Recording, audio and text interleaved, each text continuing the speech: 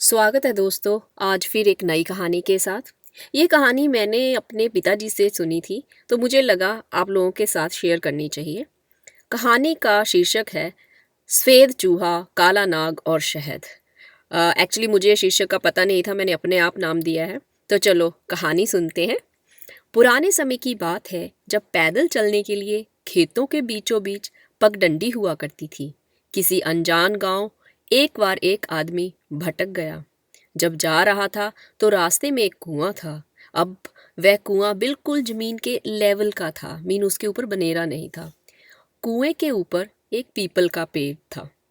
ऐसे ही वह पगडंडी पर पड़ गया और वह जाने लगा, और जब कुएं के पास पहुंचा वह कुएं के बीच में गिर गया और पीपल के पेड़ की जड़ें कुएं के अंदर गई हुई थी। जैसे ही वह आदमी उस कुएं में गिरा, उसने जड़ों को पकड़ लिया। अब वो जड़ों को पकड़े हुए क्या देखता है? वह देखता है कि उसके ऊपर एक सफ़ेद रंग का चूहा उन जड़ों को काट रहा है। फिर उसके मन में ख्याल आता है कि अगर इसने यह जड़ें काट दी तो वह नीचे गिरेगा। इसलिए यह देखने के लिए कि नीचे क्या है, वह देखता है कि कुएं के अंदर एक बड़ा सा सांप अपना बड़ा सा मुंह खोलकर बैठा हुआ है। अब वह इंसान बहुत डर जाता है। उसे लगता है कि अगर वह ऊपर नहीं गया, वह नीचे गिर गया, तो वह नाग के मुंह में गिर जाएगा और वो नाग उसे खा लेगा। ऐसे सोचते सोचते ऊपर जाने लगा। जैसे ही जाने लगा तो अचानक से मधुमक्खी का छत्ता जो पीपल के पेड़ के ऊपर था, उससे उसके मुंह में शहद गिरता है। वह इंसान उसी में मंत्र मुग्ध हो जाता है।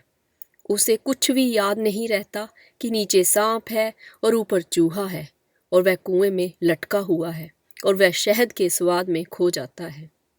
दोस्तों, तो इस कहानी से हमें क्या शिक्षा मिलती है? हम इस कहानी से दो तरह की शिक्षाएं ले सकते हैं।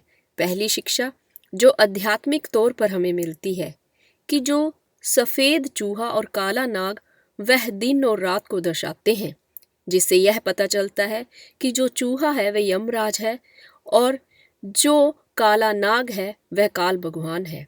यह पता चलता है कि हर रोज़ हमारी उम्र घट रही है। यमराज हमारे सिर पर बैठा है, और जिस दिन ये यमराज हमें लेने आएगा, काल भगवान हमें खा लेंगे। वह शहद जो है, यह दुनियादारी है। हम दुनियादारी में, संसार में इतना खो जाते हैं कि हम अपनी मौत के बारे में भूल जाते हैं। इसलिए हम इसी में डूब जाते हैं, और हम इस बात को भूल जाते हैं कि एक दिन हमें यह दुनिया छोड़कर जानी है। अब इससे यह ज्ञात होता है कि हमें भगवान का ध्यान हर रोज करना चाहिए। अब दूसरी शिक्षा वह दुनिया के तौर पर हमें इस कहानी से मिलती है कि हमें हर कदम देखकर चलना चाहिए।